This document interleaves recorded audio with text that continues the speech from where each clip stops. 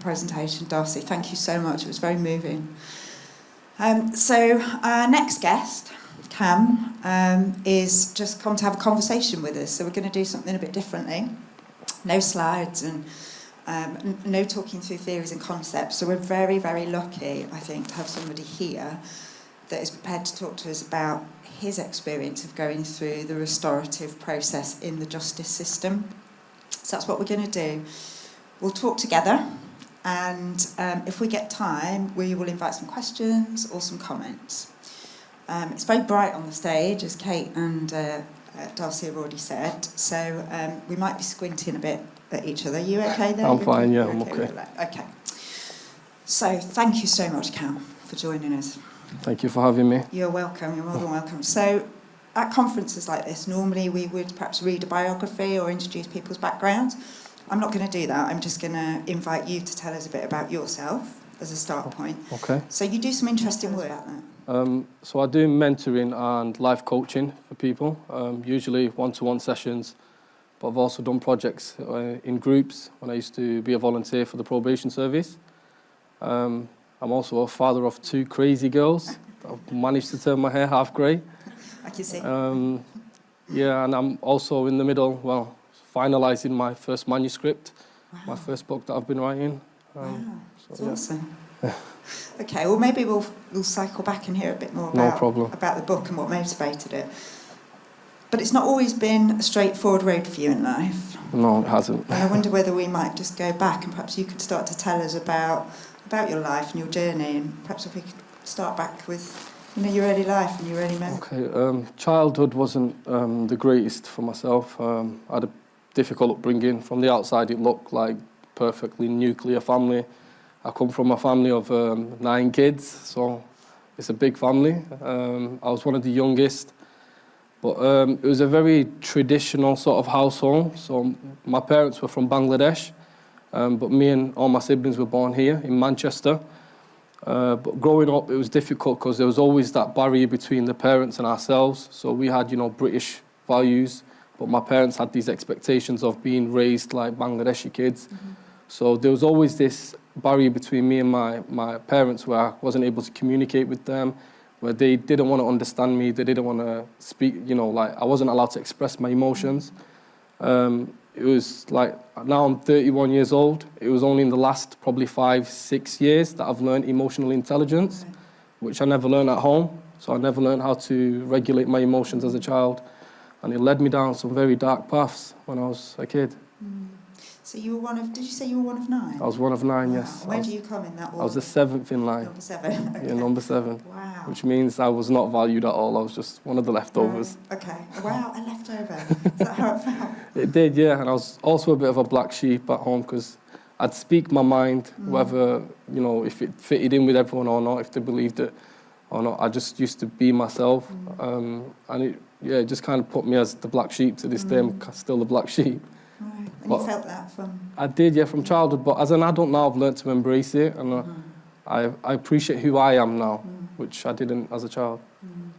And so you lived with your brothers and sisters. Did they all live at home at the same time, or were they moving out as you were aging? There was a period when we did all live kind of under the same roof. But as I started, 7, 8 years old, when I started to understand things, my elder siblings started getting married and moving out, getting their own families. But everyone was still quite close, like within 5 minutes walk from one another. Yeah, so you were physically quite a cohesive family. We was, yes. And there was yourself, mum and dad, and the other siblings. Yes. And you said you became aware that you felt that you were the black sheep, you were somehow different. So I used to be kind of picked on by my siblings, and they'd always team up against me and make me look bad in front of our parents. For many years of my life, I used to have this really toxic relationship with my dad. I just felt like he really neglected me. He was always busy outside, always busy in the community, helping other people, but he was never there, his physical presence wasn't there to listen to our emotions, listen to the things that we thought, felt, or we was going through. He never used to ask me how was school, what I'd been up to. Anything that I'd go through as a child, my dad never knew. And even when I grew up as an adult and I tried to express things to him desperately, he'd kind of go silent on me, like as if I was bringing shame to the family. So it was really difficult to fit in a household where I was trying to just be myself, but no one wanted to accept me. Sounds lonely. It was, yeah. As a child, it was really lonely. It was really difficult because, especially with a lot of siblings, I expected at least to be close to some, but we wasn't affectionate. We didn't know how to give each other a hug, say I love you. We never learned how to say sorry. I never learned that from my own family. Like, with such a big family, I never learned the process of forgiveness and what's the word? Sorry. I forgot the word. Do you know when you try to rekindle relationships and make up? I never learned that from my own family. So it was difficult because I was always that type where if I fell out with someone, I wanted to make up, or I wanted to explain my side and let them explain their side so we can understand each other. It doesn't matter who was in the right or wrong, but as long as we can understand one another. But I never got that as a child at home. Sounds like you had an intuitive sense of what you wanted to do. 100%, in these conflict 100%. moments, but it wasn't something that you were taught. No, it wasn't. I think my worst memories from childhood, because I don't really have many memories, I have a lot of bad memories from childhood. So I remember getting beaten. I remember, there's one time when I was about 8 years old and my dad put me in a big chest freezer and he sat on top and closed it. And, I was a little kid. I couldn't fight back and I was banging on the sides of the freezer trying to get out. And I could hear my mum outside screaming, telling him to let me go and let me out. And he wasn't. And I think about 2 minutes in, when my immune system must have started kicking in and I was getting cold, I went quiet, so I went a bit weak. And then he finally let me out. And then he walked off with this flamboyant attitude. And, to this day, I've never understood why he never explained himself. Like, if he at least sat me down and said, you know what, son, you've got punished. Yes, it's an extreme punishment, but at least explain to me you've been punished for X, Y, and Z. But he never did. So to this day, I don't even understand certain punishments I received as a child, the reasons why I received them punishments. So it's like memories like that stay in, like I remember from childhood, but I don't remember the explanations. I don't remember the lessons. Yeah. You remember the feelings? I remember the feelings. Yeah, that's what sticks with us, I think. So, Cam, in the face of this experience, living in a busy house but feeling unseen, and when you are seen, feeling like the black sheep, how do you survive? What do you do? It was difficult because obviously before I went to high school, you're really dependent on your parents and your siblings. So whether you get along or not, whether you see eye to eye or not is one thing. But as a child, I didn't know any different. I didn't know where to go outside to get myself food. I didn't know what to do. And I grew up in, I was born in 93, so it was different back then. We didn't really have technology as we do now, so I couldn't just go on Google and find somewhere to go or find support. It was different. So as a child, it was just difficult to, just soldier it, basically. That's what I think of now. But when I got to year 7, I started making friends outside home, and because I wasn't getting that emotional comfort at home I needed, I was seeking it outside with my peers, with my friends. And this is where it kind of went out of control a little bit. So in my first couple of months of year 7, I was bullied first. I was bullied for about 3 months. And because the primary and junior school I went to was predominantly English people. There was only 2 or 3 maybe Asian students. But when we went to secondary school, it was more mixed. But my childhood best friend, who ended up becoming my co-defendant, he ended up getting stuck in with all the other Asians, but I stayed loyal to my existing friends, so I still had English friends. So when I used to go and socialise with my English friends, the Asians didn't like it. So the year 10s and 11s, which were, to me, they was giants. But they bullied me because I used to hang around with white people. They used to call me a coconut. I was bullied for approximately 3 months. I used to go home crying. I didn't want to go back to school. It was really difficult. But towards the end of the 3 months, there's something that hit me one night, and I used to think, these bullies are bullying me because I'm putting myself in a position to bully me. So I took a bit of accountability, and I held myself responsible. Yes, the bullying me, I couldn't do anything about the physical, pushing me around and putting my hood over my eyes and pinning me to the floor, getting me in a corner of the near the canteen and making me do these funny dances for their own amusement. But I thought to myself, you know what, I'm not even going to go and let on to my childhood friend anymore, because he's with them and he's laughing along with them. He's not sticking up for me. So I just completely avoided hanging around with these Asians and going around these environments. And I got stuck in with the naughtiest English kids I could find, because I felt like they'd bring me a sense of security. So I started hanging around with the naughty English kids. I started becoming a bit of a class clown, you know, and getting a bit of attention because I was standing out like a sore thumb with my skin complexion. You know, hanging around with the English kids, it made me stand out. So the Asians kind of backed off. But within that same year of year 7, these kids that I was hanging around with, they used to go around to this man's house. This is outside of school. And, you know, as kids, we used to find it cool to smoke cigarettes in year 7. It was a big thing. It was a really big thing back then. So they used to go to this man's house who used to give us free roll-ups, let us watch movies, and, you know, order takeout. So it was like the chill house for us. And this same house that we used to go to, because back then we didn't have phones, one time I went looking for my friends. So I went knocking on this man's house. They wasn't there. He's told me to go in, and from there I just remember vague memories of being abused for approximately 8 months. He sexually abused me. First, obviously, groomed me and, you know, groomed me into it by, you know, gifting me things that I didn't have. He knew that my relationship with my dad and my elder brothers wasn't strong. He knew I didn't have no male figures in my life that I was close to.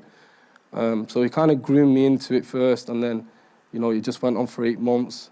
I don't really want to say the details. I can speak about it, but I don't think it's necessary. But it went on for 8 months, and in that time, because I was still a year 7 kid, and I used to be as skinny as a lollipop stick when I was in year 7.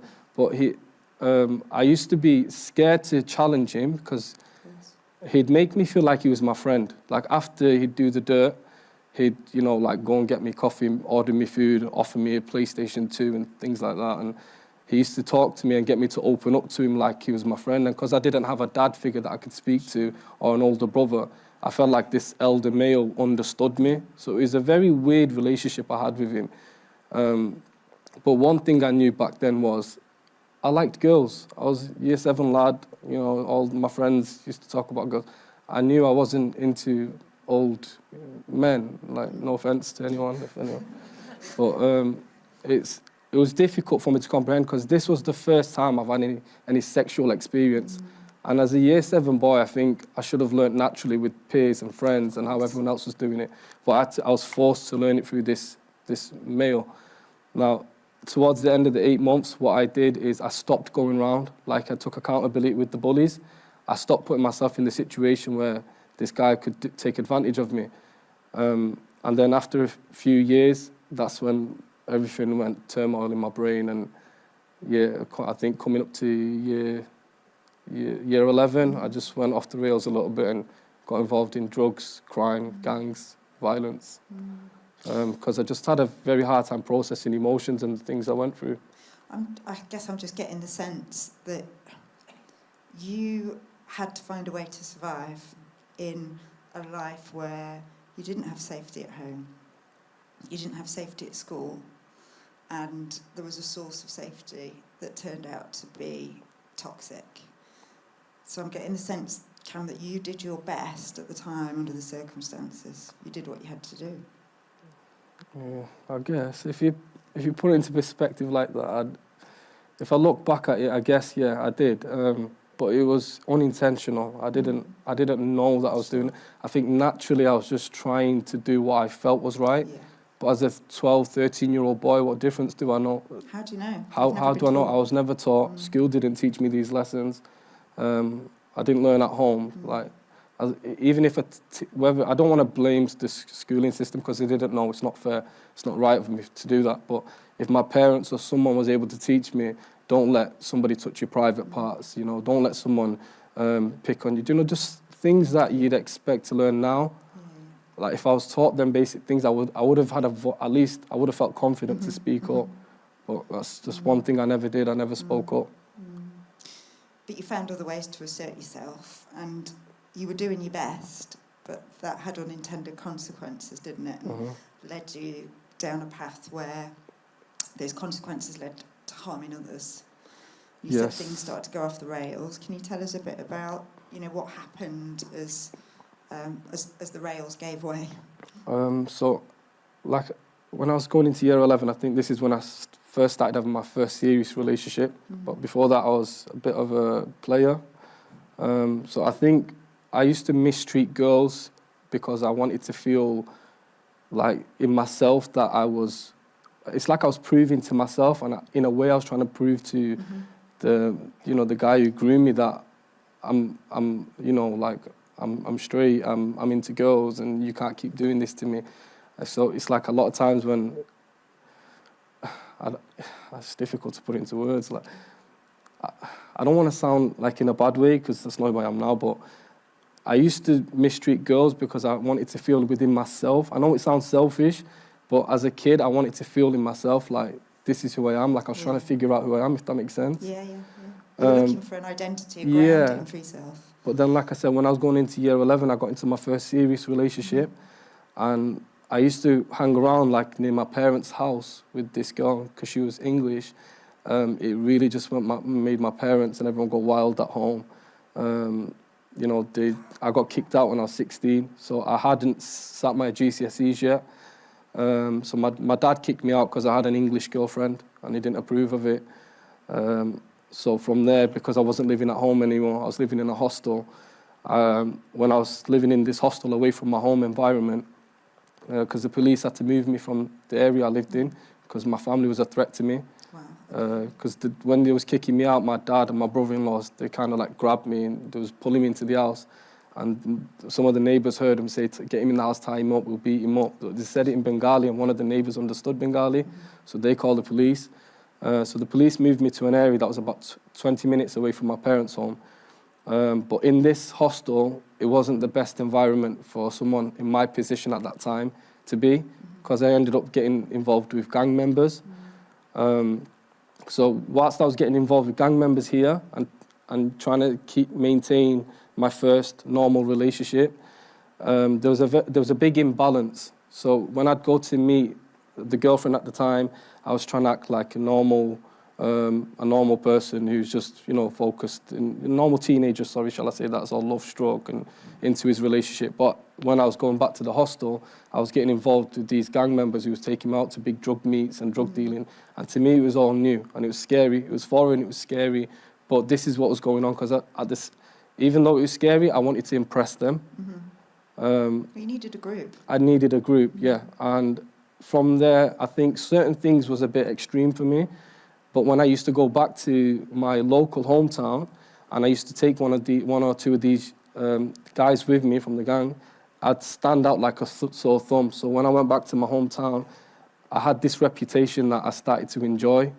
And that's when I started selling drugs. And for a couple of years, I was selling drugs. And then with the anger issues I had at that time, my venting was going out and beating people up just for no reason.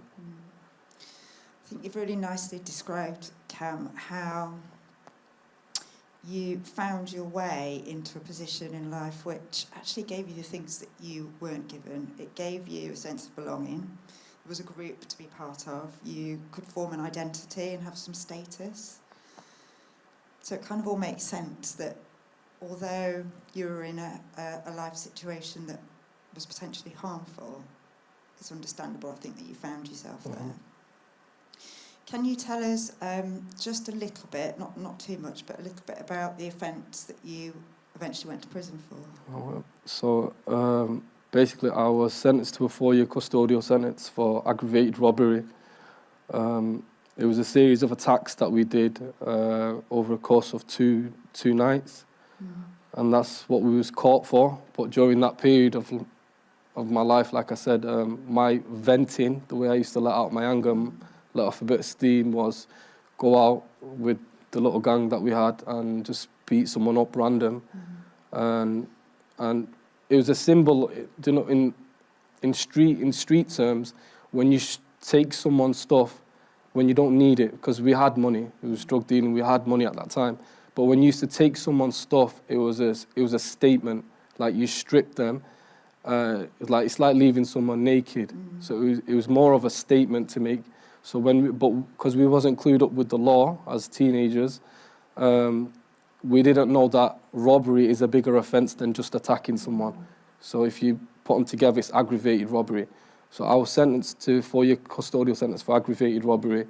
One of the offences alone was one that got us 2 years, and I think another 4 or 5 offences that happened, that was the remaining 2 years. But that one offence, the 2-year one, was the individual that we're probably going to speak about, Tim. I went through a restorative justice programme to meet him, for obviously later on down the line.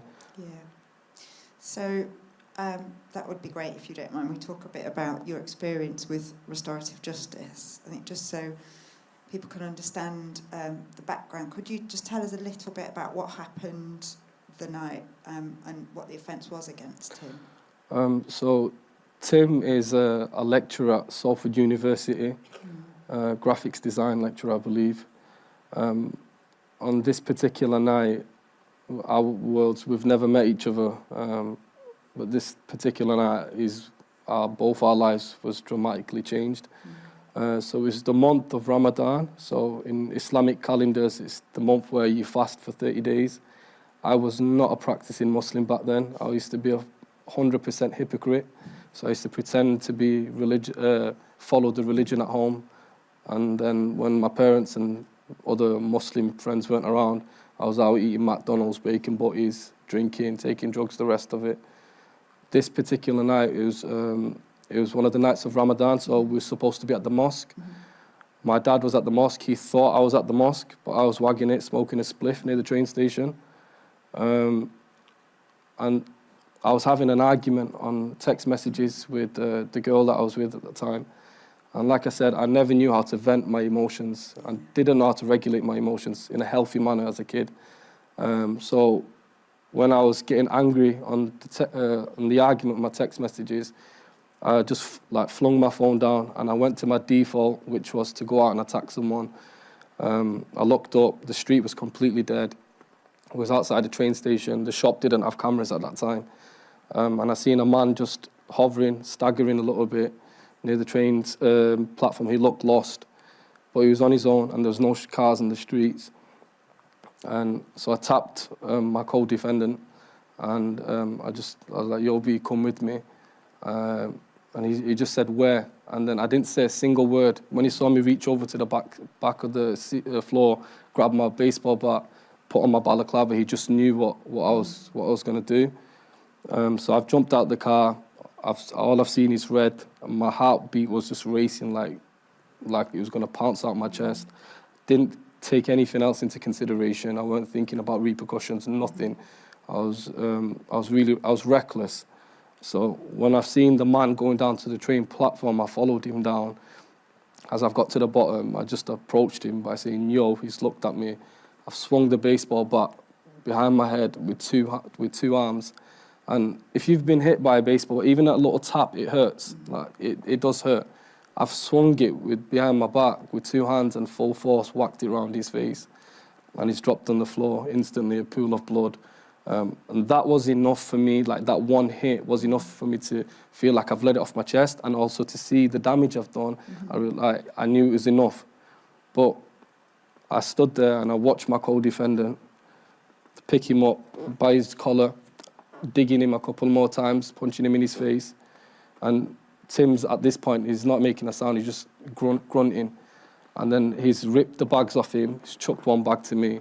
My other co-defendant, I told him to grab the bag. We left him in a pool of blood, like nothing happened.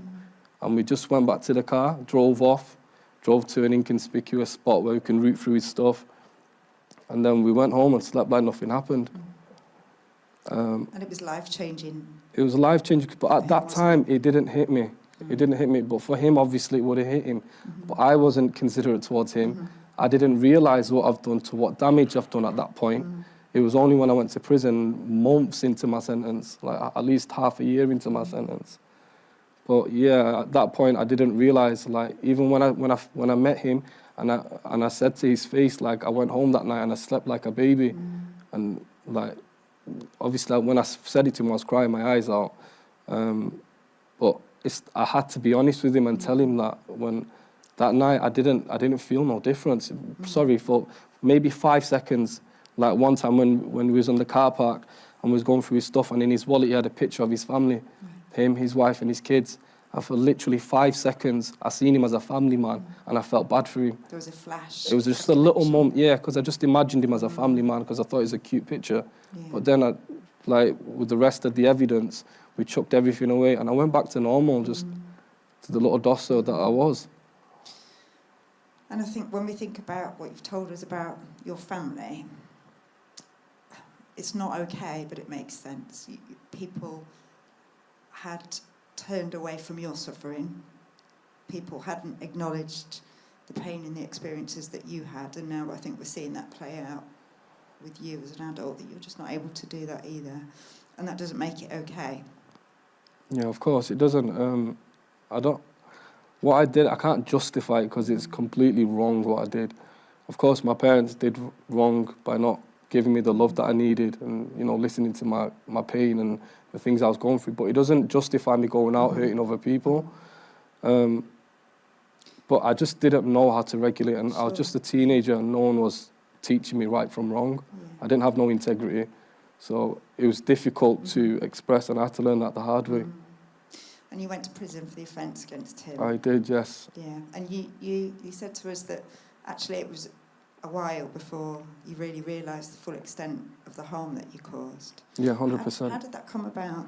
So when I first went to prison, I was 18 years old, so we were straight into a Young Offenders Institute.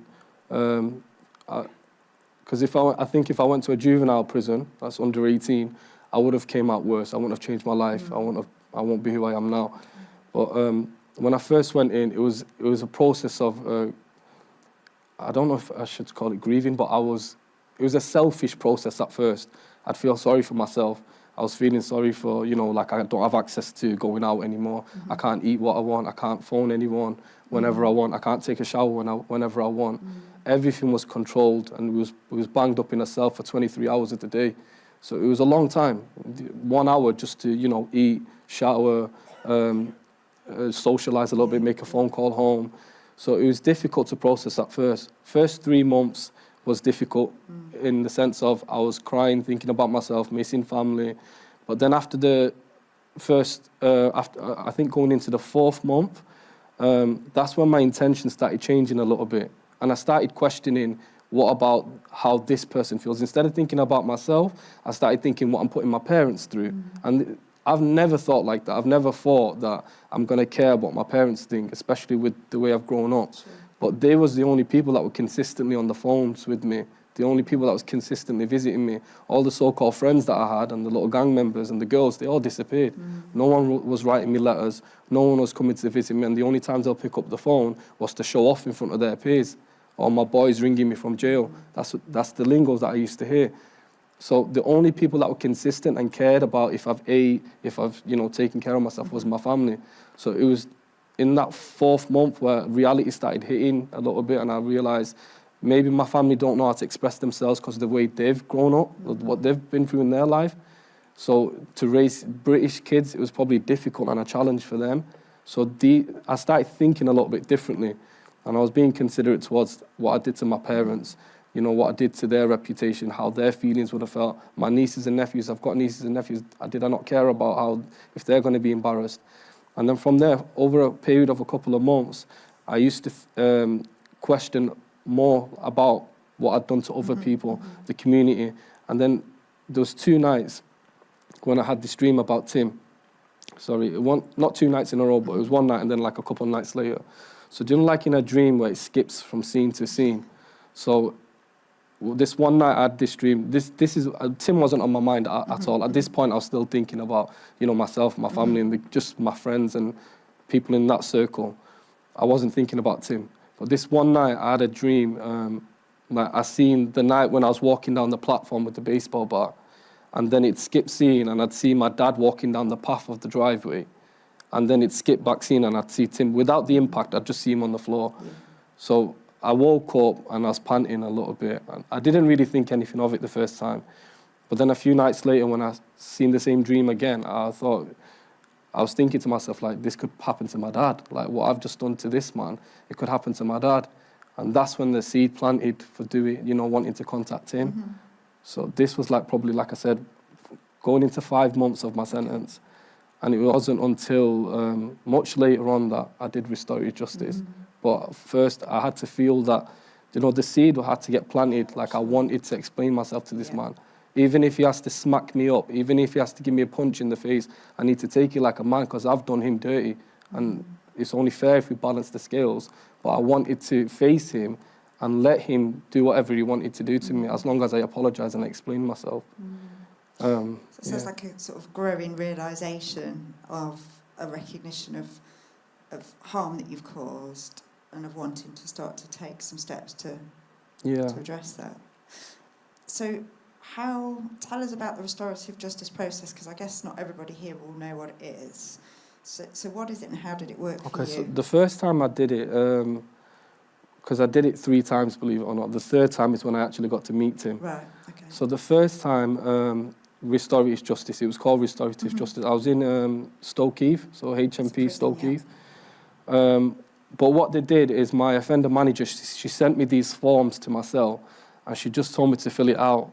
And I did. It was like, you'd put in the middle, like, the victim, and it was like a ripple, like the ripple effect. You had to say who else had been affected, and there was other questionnaires I had to complete. And at the end of it, I was given a certificate. Now, for a lot of prisoners, they're satisfied with that, and they'll proudly show it off to everyone. But because in my heart, I knew it's not personal. I've personally assaulted someone. I've personally hurt someone. They probably got a lot of questions like, why me? Why did you pick me? Why did you hurt me? So in my heart, I knew I still owed this man an apology. So after I completed it the first time, it wasn't satisfying. Now, I think 9 months of being in Stoke-Heath, I was transferred to a Cat D prison. So it's an open prison, isn't it? Yeah, an open prison, so for good behaviour and when you show signs of rehabilitation. So I was transferred to Cat D prison. And when I was in Cat D, I asked my offender manager here if I can do restorative justice again. This time it was different. It was more like a group session. We was in the chapel, and there was loads of other offenders that were doing restorative justice, and 2 guests came from outside the prison to do a presentation, but it wasn't satisfying again. In my heart, I still wanted to say sorry to this man. Because by this point now, when I was in Cat D, I'd sent a lot of letters and made a lot of phone calls to people that I owed apologies to. Right.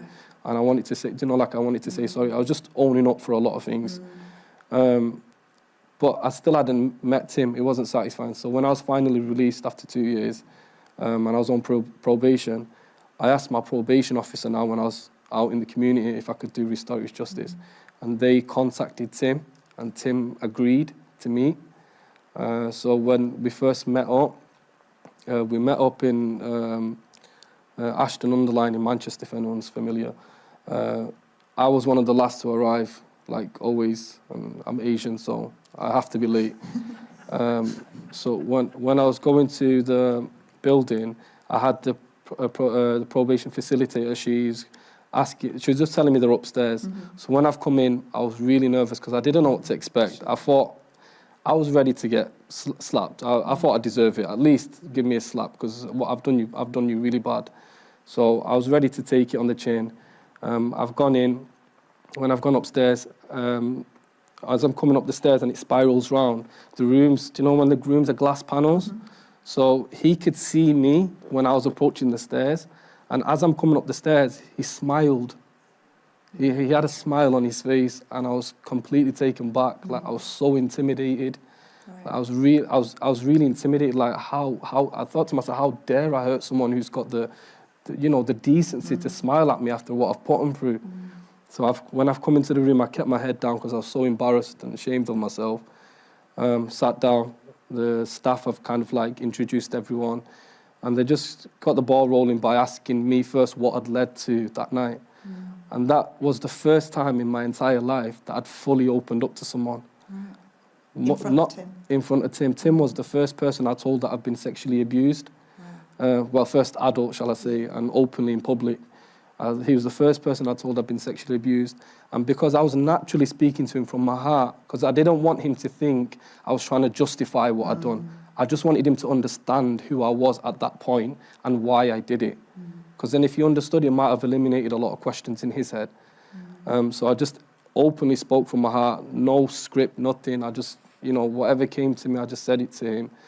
And a lot of times, obviously, I was crying and, there was a moment in the conversation where he kind of like, when I said to him, like, I went home and slept like a baby and I was crying, my face was drenched. I didn't have a beard then, I was still a bit young lad. But he looked at me and he had this gentle smile and he nodded his head. So everyone in the room, you could see the probation staff like holding each other like this. But you could feel in that moment he had forgiven me. So when Tim spoke at the end, he said his first words were, I was in the wrong place at the wrong time. And my heart just sunk, just really sunk. But yeah, after that, me and Tim had been on a few little adventures together, done a few talks together. And I just wanted to ask you if I can. You said you knew in that moment that Tim had forgiven you. What was it about that moment, that connection between you, where you felt that? Do you know, I feel like now looking back, at that moment I just felt a really overwhelming feeling. Yes, Tim had forgiven me, but I feel like I hadn't forgiven myself. Right. And now looking back, I think because when Tim gave me that reassurance and he made me feel like he's not judging me, he's not going to beat me up, he's not taking it to heart, even though he had to have dental surgery and stuff. When he forgave me, unintentionally, I was learning to forgive myself. So as a child, the things that I'd gone through, I kept blaming myself. Like, maybe my parents don't love me because I'm weird and I'm, I'm not trying to abide by their rules or trying to fit in with everyone else. Maybe I got bullied because I'm trying to impress the wrong crowd. Maybe I got abused because I'm putting myself in this scenario and I'm allowing myself to be open. So I was blaming myself for most of my young life and then my teenage years. But then when Tim gave me that feeling, it was the first time, I've grown up in a Muslim household. I wasn't practicing, but my dad's peers and everyone else, the local mosque and everyone, I never felt that sort of forgiveness, that Tim gave me. And if anyone is aware with Islam, it's big on forgiveness and mercy. It bangs on about how merciful God is and, how if you want God to forgive you, if you want your creator to forgive you, you have to forgive your creation. But I never felt that growing up, within my own home. My dad would quickly punish me. My brother would quickly punish me. People in the community, if I was reading the Quran wrong, Arabic isn't a language I'm fluent with. If I'm reading it wrong, I'd get smacked by the teacher. It wasn't very gentle. So when Tim gave me that feeling of mercy, and he's not even a Muslim man, I was taken back completely. Like, the example that he set, it was so inspiring. I was completely inspired. So I think from what I learned from Tim is how to be forgiving, not just towards other people, but towards yourself. Because sometimes I feel like we're hard on ourselves a lot of the time. Yeah. And it feels really significant to me that you were more intimidated by the smile than anything 100%. Else you could have done. If he'd have come up to you and smacked you in the face, I was ready for that. You were ready for that. You didn't feel intimidated by that. You could deal with that. You know how to deal with that. But you couldn't deal with that smile. The smile, I couldn't, no. Because I was used to violence. At that point, not now, but back then I used to be used to violence. I knew how to take a bit as much as give a bit. But for someone to be nice to you when you've been rude or you've been heartless, I was not used to that at all. I wasn't used to someone being nice and compassionate and having mercy. I just seen all that in his approach towards me. He was a very compassionate and empathetic person. Yeah. I never felt that before. And what did it transform for you? How did things move forward after this? So I think after meeting Tim, we was invited onto the BBC One show, BBC Radio 4, National Prison Radio, And there was a theatre company in London that did a play based on our story. There was a couple of events that we went to and panels that we sat on. But in that process, I was offered employment from the probation service, which it was a big shock to me because at that time, you know, fresh out of jail with a criminal record, a lot of employees didn't want to, they'd just closed the door on me soon as I'd say I've had a criminal record. So when the probation service, first they offered me to be a peer mentor as a volunteer, did that for literally 3-4 months, and then they offered me paid work. So it was something that was really inspiring for me because I was on one side of the law and now all of a sudden I'm on the other side. So it was useful because when I'd work with offenders, they'd think first before, when they'd first meet me, they'd think I'm just some nerd out of university. That's what they used to refer me to. And I was like, no, actually I've been on your side and I understand. So then they'd open up and it was easy to work with. Right. So when I was able to carry that with me, like my life experience and the things that I've been through, and now obviously implementing in the right way where I show people how to change, how to develop themselves, go through, accountability, self-development, and just how to change, like especially with big changes, it's really difficult. Sure. So I just really enjoyed, that's why now with my mentoring and life coaching, I use that sort of approach to say to people, if I can go through big things and change, then so can you. Sounds like that one smile for Tim, from Tim, was life-changing 100%, for him 100%. and for you, and then for the other people that you've now gone on to support. Thank you, Cam. Wow. What a journey that's been through your life. I know we've sort of skipped through it very quickly, but I don't think I can quite verbalise how grateful I am for your courage to come and talk to us and to share what's so deeply personal and things that you've kept very close. I think it's hugely courageous, and I'm really grateful for that. I wonder whether we might have just a minute or two for any questions, if that's okay, or maybe comments, reactions from what you've heard. If that's okay, Cam? Yeah, that's fine. By all means. Thank you.